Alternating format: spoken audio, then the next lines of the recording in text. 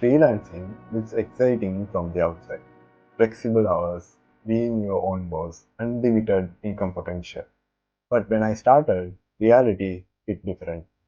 Hi, I'm Yalendra, a freelancing mediator. If you are thinking about freelancing, Here's what I wish I knew before I dive in.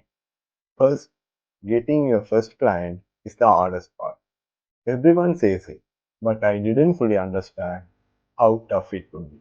No portfolio, no experience. Why would someone hire me?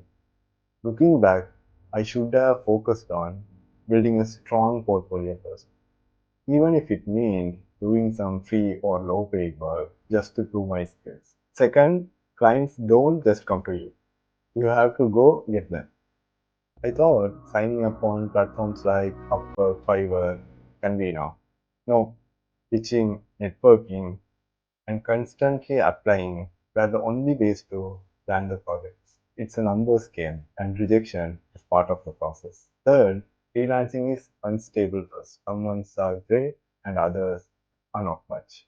I wish I had known the importance of saving money and diversifying income streams early on instead of spending everything I earned.